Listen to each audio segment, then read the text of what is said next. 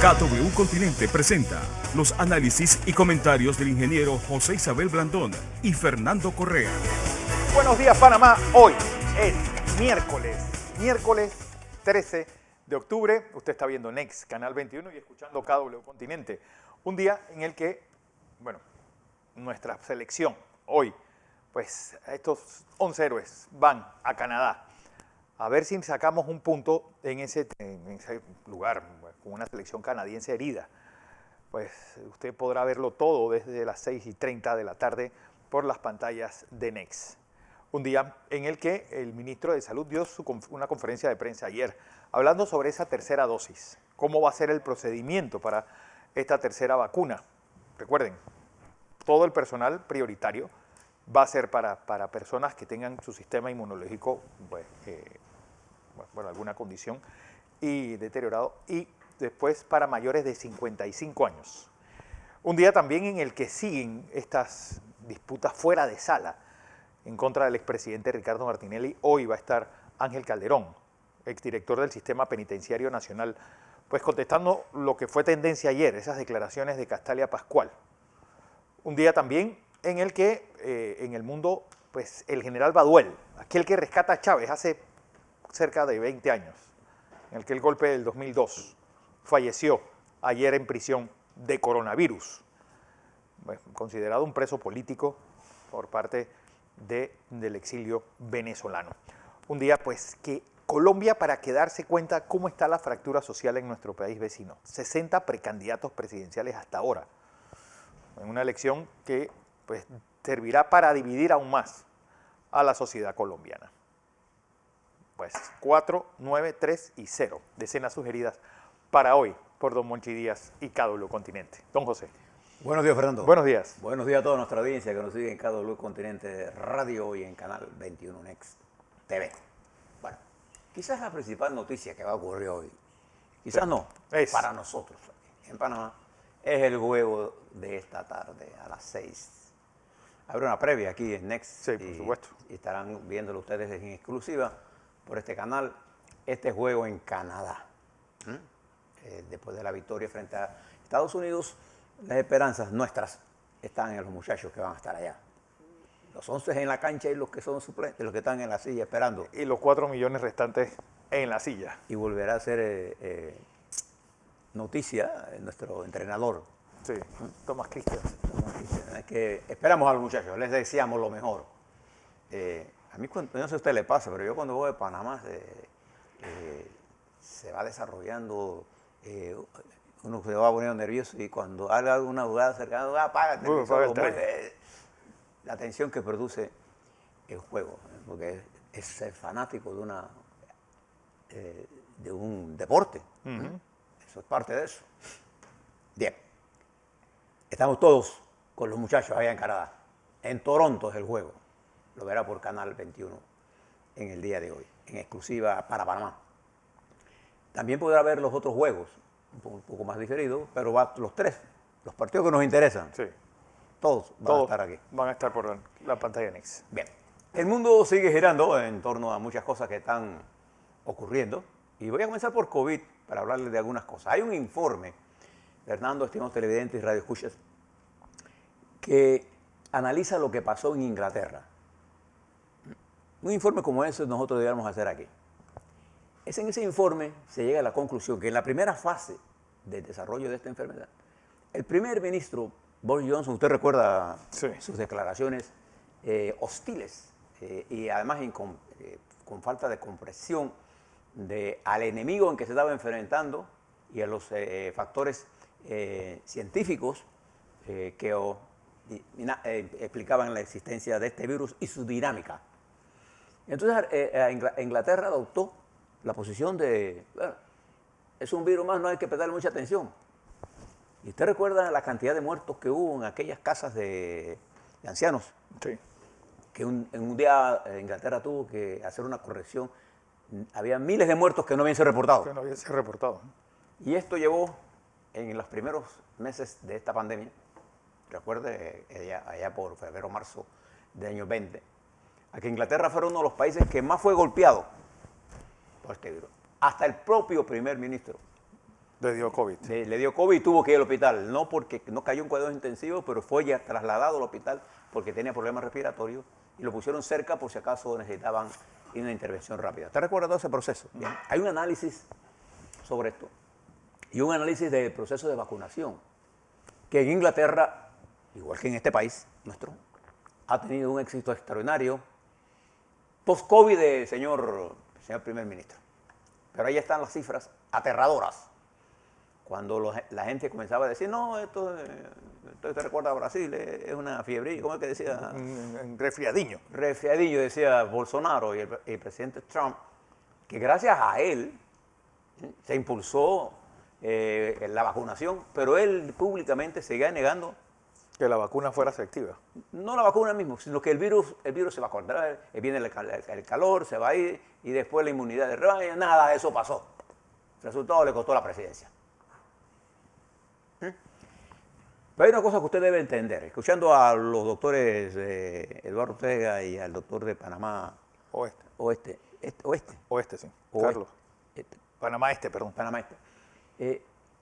Usted tiene que, me gusta mucho la intervención de ambos doctores hoy, porque con claridad y sencillez le explican a usted este problema de la vacunación, cómo funciona esto. Recuerde una cosa simple, siempre, en la cabeza. El virus, el SARS-CoV-2, es un virus de una estructura molecular simple. La belleza científica de un virus es cómo una estructura tan simple puede causar tanto daño.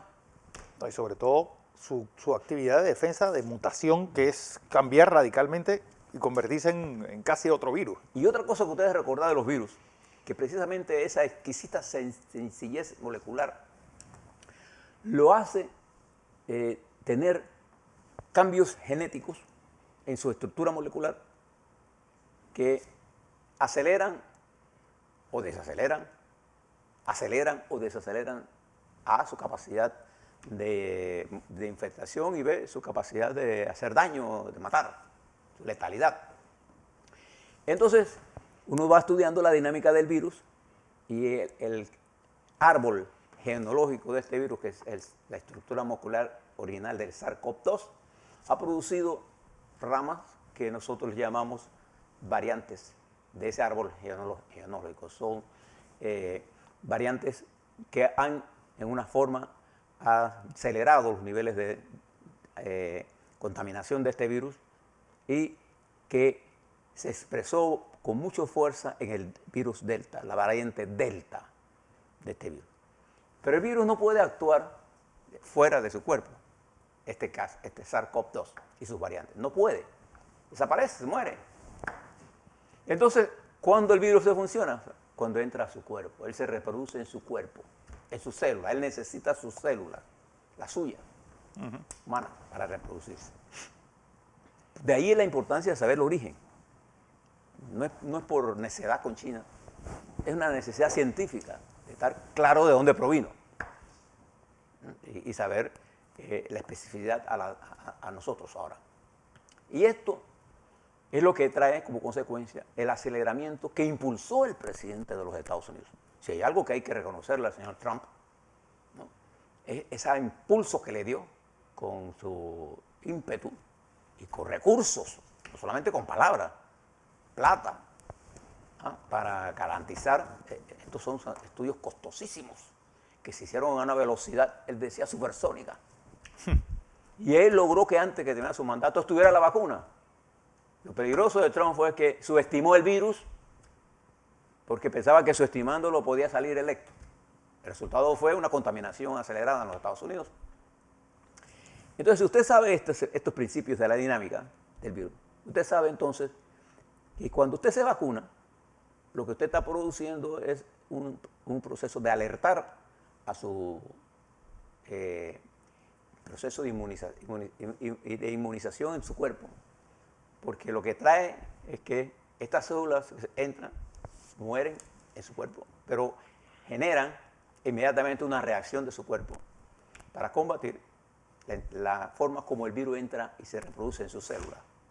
Eso es simple, sencillo. Ese es el proceso, nada más. Entonces tenemos que estudiar la dinámica del virus para ver cómo se va comportando en diferentes grupos, en diferentes áreas del país. Y eso hemos hecho nosotros aquí en Panamá exitosamente, y lo hizo los Estados Unidos, lo ha hecho Inglaterra, Israel. Entonces, en este proceso todavía no hemos terminado. Y para combatir y ganar una guerra uno tiene que liquidar al enemigo 100%. Es como con un proyecto de ingeniería. Un proyecto de ingeniería no está en el 99, no está en el 98, está en el 100%. Siempre que está. Siempre debe estar listo, al 100%. Entonces aquí hemos avanzado mucho. Me gusta mucho cómo explica el doctor Ortega estos fenómenos. Y nuestros médicos, que acostumbrados a explicarle a uno con sencillez, comunican bien. Primero, yo siempre les digo a ustedes, entendamos la dinámica del virus. Al entenderla, sabemos cómo actuar. Fíjense lo que pasó en Inglaterra, por eso se lo traigo como ejemplo fundamental de los errores que se cometieron. Y después uno de los asesores del señor Trump decía que no había que vacunar a nadie, que esto es tonterías. Hay que vacunarse. Hay que vacunarse. Hay que hacer el esfuerzo para convencer a nuestra gente de que la vacuna es un elemento importante en la lucha contra este enemigo, que además se va adaptando a nuestras estrategias. Y nosotros hemos aquí en Panamá tenido la capacidad de producir una vacunación masiva con las vacunas que tenemos y con los recursos que tenemos. Eso es envidiable a cualquier país. Nosotros estamos colocados entre los mejores países en esto. Desde el principio entendimos la peligrosidad del virus y eso se lo debemos a nuestros equipos técnicos que estudiaron. Nosotros tenemos aquí un sistema epidemiológico, además, y yo quiero que ustedes lo sepan, heredado de toda la experiencia que los Estados Unidos al principio, cuando comenzaron a controlar el canal, realizaron en el control de la fiebre amarilla y la malaria. ¿Recuerdan todo ese esfuerzo? Doctor Gorgas. ¿Cómo combatimos el mosquito? Y en mi época de niñez éramos los cazadores de mosquitos. ¿Se acuerdan de eso? Bien. Esos inspectores de salud con sus trajes kaki, pues, echando aceite. Y le doy esta experiencia positiva. Cuando aquí nos dio el anthrax, ¿se acuerdan? Año 2000. Que fue el principio del gobierno de Mireya Moscoso. Que Mireya Moscoso tomó una decisión de planchar los carnavales. Planchar los carnavales de la villa para allá. De las tablas. Es decir, toda la península de Azuero. Aislar a la península de Azuero. Siendo ella una pedacieña y una mujer que le gusta la música, igual que a todos nosotros. Ella lo hizo, y creo que el ministro era el doctor Terán. Nosotros llegamos a desarrollar un control de ese antivirus, y nosotros tenemos en la historia de ese virus una de las mortalidades más bajas de la historia de ese virus cuando ataca. Miren si nosotros tenemos experiencia en este país. Por eso hay que confiar en nuestros médicos. La ciencia contra la anticiencia. En Panamá siempre la ciencia se ha impuesto. Bien, veamos el mundo rápidamente. La primera cosa que le quiero decir es que me llamó la atención ayer que el presidente Piñera, Fernando, allá en Chile, fíjense en nuestra América cómo está. Él llamó la atención y decretó estado de emergencia o seguridad a un alto nivel en una de las regiones del sur de Chile. Los mapuches reclaman que esto es una medida para reprimirlo. La verdad es que me llama la atención fue por las razones que él escribió. El aumento del narcotráfico, el terrorismo y la criminalidad. Fíjense, en Chile. Y en el sur de Chile, es decir, que un área, la área mapuche es un área muy al sur. Entonces uno tiene que mirar estas cosas de un fenómeno que está surgiendo post-COVID. Pero también me llamó la atención, esta parte, me llamó la atención poderosamente las declaraciones del presidente de Francia, Emmanuel Macron. Fíjese en estas cosas que le estoy contando, de cómo el mundo está reaccionando a replantearse cambios. No a ¿Quién habla en Francia de refundar Francia? Nadie. Una nación con tanta historia, hay que hacer ajustes. Se ajustan. Es decir, el renacimiento de la Quinta República, cuando De Gaulle en el 59, fue por la pérdida de todas las colonias africanas, la pérdida de Argelia, que era la que estaba en juego. Es decir, había que hacer algo cuando ya Francia deja de ser un imperio mundial a convertirse en una república en sus limitaciones europeas. Sobre todo cuando dejó de ser potencias colonialistas con tropas. El colonialismo francés en África y en Asia, fue brutal. Terrible. usted quiere saber de la brutalidad del colonialismo francés, nada más estudiese el libro de Frank Fanon, Los desesperados de la tierra. Y entonces, como un médico psiquiatra de aquí de Martinica, De Martinica. en Francia, hizo uno de los mejores estudios de si la psicología, cómo afecta a una guerra de esa naturaleza salvaje. La guerra sucia en Argelia fue brutal. Fue brutal. Y cómo Servicios especiales se llaman. los niños argelinos frente a esto. Bueno, estudia esto. Pero ayer Macron, el presidente Macron, hizo un planteamiento de este conjunto de reformas y dice, vamos a transformar Francia y vamos a plantearnos el desarrollo y la modernización de la industria francesa para promover cambios.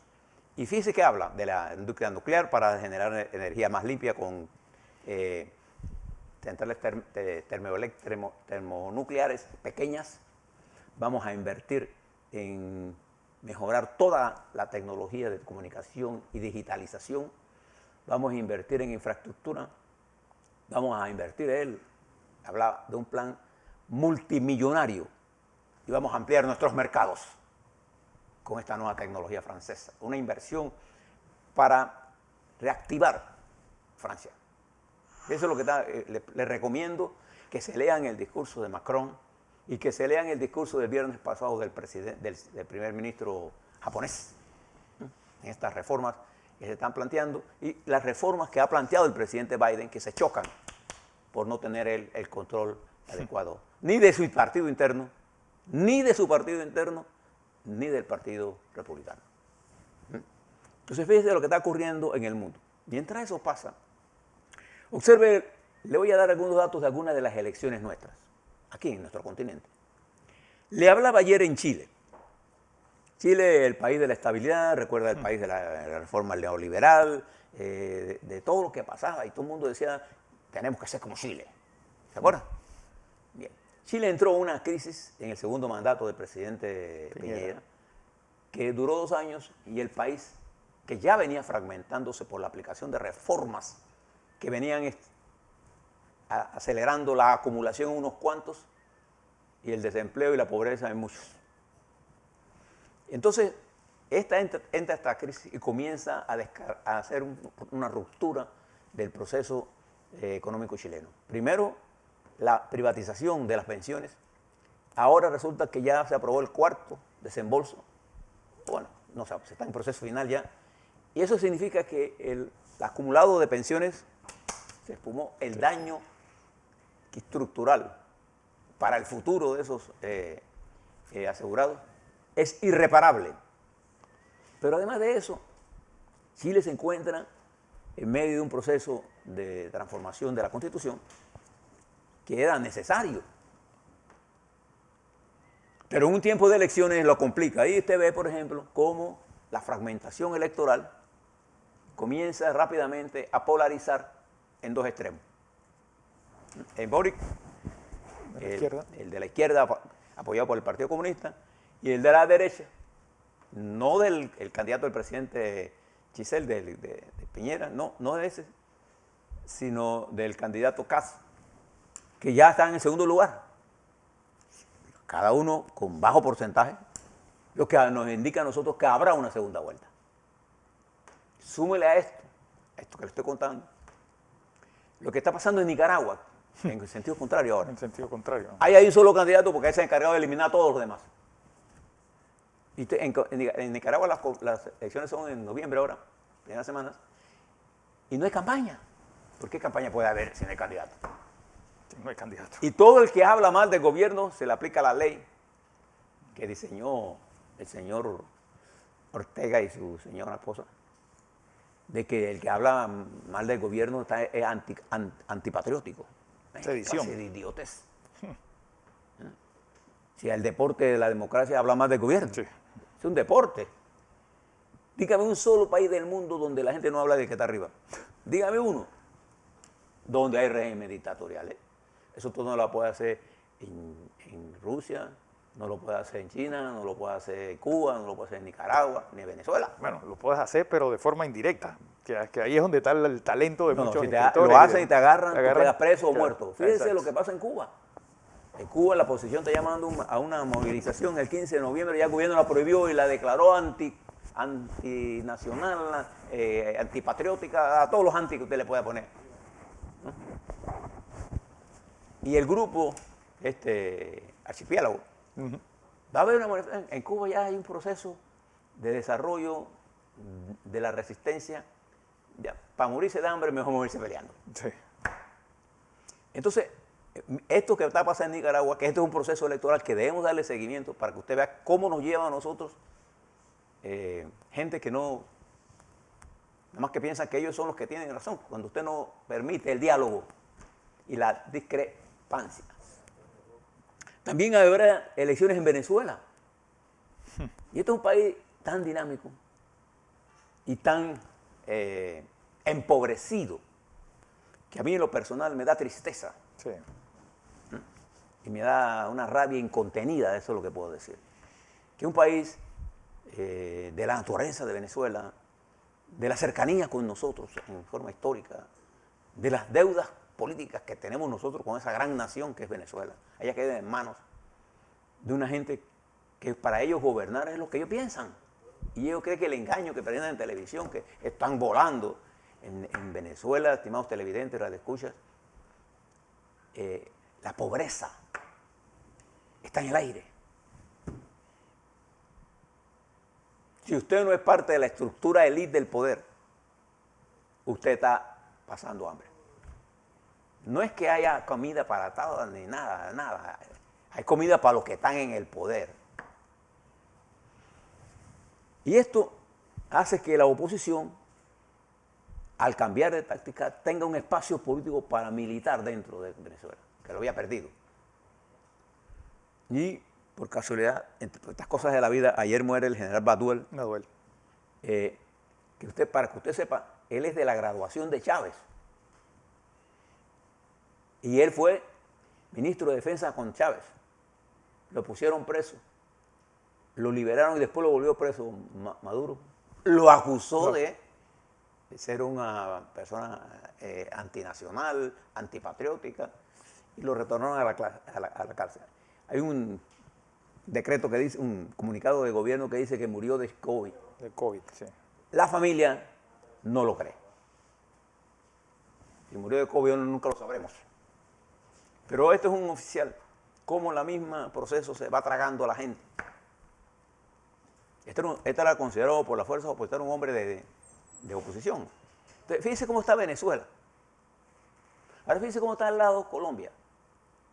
Afectado ahora Colombia por el flujo migratorio que se da a la inversa. Antes la migración era de Colombia a Venezuela por el bienestar de Venezuela. Ahora la pobreza de Venezuela obliga a millones de venezolanos a pasarse a Colombia.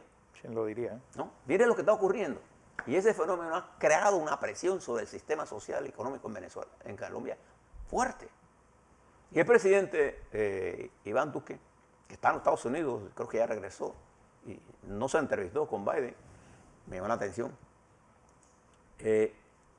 no ha tenido la capacidad de poder incorporar a la lucha por la democracia y el fortalecimiento de la democracia a los sectores colombianos. Entonces le echa la culpa a Maduro. ¿Y de qué ha producido todo esto? Una fragmentación de ese hermano país desde el punto de vista político. Ahora todo el mundo cree que puede ser presidente. Ser presidente en una situación como esta es un problema harto complicado. Usted se imagina la cantidad de variables que hay que poner juntas, la capacidad que tiene que tener usted políticamente para crear una fuerza motriz con la capacidad de hacer cambios que resista la carrocería social y económica del país. Eso es hay que ser genio para hacer esas cosas. Entonces mire lo que está ocurriendo en Colombia. Y ahí va a haber una implosión si la élite política de Bogotá sigue insistiendo en que ellos son los únicos que tienen la razón. ¿Usted quiere ver resultados de esas concepciones? Mire lo que pasó en Perú. No, o lo que pasó en Cali. Porque Cali fue el epicentro de las protestas, de las últimas protestas en Colombia. Y fíjese que, además de las elecciones que le estoy hablando, habrá elecciones en Honduras. Y es un país que nosotros hablamos muy poco. en la que el presidente Orlando Hernández, que se llama Fernando. deja el país fragmentado, la cantidad de muertos de candidatos. El candidato a alcaldía, que era uno de los más renombrados, está vinculado en los papeles de Pandora. Era el actual alcalde de Tegucigalpa. Y ya están asesinando candidatos. ¿Usted recuerda cuando este presidente estaba perdiendo las elecciones, se fue la luz? Iba perdiendo por 7 puntos y al regresar la luz quedó arriba por 6 puntos. ¿Usted recuerda eso? Entonces, esta falta de comprensión de la realidad política de los países ha generado una Centroamérica que está en migración permanente. ¿Hacia dónde? Hacia los Estados Unidos. Y esa está la razón por la que nos visitará la subsecretaria de Seguridad de los Estados Unidos. Llega hoy. No, llega mañana. Mañana. Mañana jueves. Una mujer con experiencia en este problema migratorio y a la cual yo creo que Panamá, nuestro gobierno, le deben hablar con claridad. El problema de nosotros no son los migrantes que están en Darién. En Darién. Porque hay miles de niños migrantes. Usted se imagina un niño cruzando la selva. Que un padre quiera pasar a sus hijos por esa selva significa el nivel de desesperación en que ese padre se encuentra. Igual que cuando una mujer de Honduras, yo conozco Honduras perfectamente bien, cuando ellos deciden irse es porque su hija creándose en ese ambiente o va a ser violada o va a ser asesinada. O al final la convierten a las locuras del narcotráfico y va a morir joven. Entonces, ¿qué puede decir? Nos vamos. Y usted se imagina un pobre caminando desde Honduras hasta la frontera con Paso, por allá, en Texas. ¿Usted se imagina eso? Cuánta hambre, cuánta angustia, cuánta enfermedad, cuántos mueren. Ese es el éxodo de la pobreza. Y entonces ahora, entendiendo que la migración la tienen que parar en la frontera, el presidente Trump equivocadamente estableció que era el muro. Pero no hay muro, no hay océano que detenga esta oleada si nosotros no producimos el desarrollo en esas regiones. Y fíjense esta elección en Honduras. Mira lo que está pasando en Nicaragua. Mira lo que pasó en Costa Rica en un proceso electoral que estuvo manejado por si el matrimonio igualitario era la situación más importante, cuando la situación más importante en Costa Rica siempre es y ha sido la falta de recursos fiscales para desarrollar un país atrapado en un desarrollo desigual.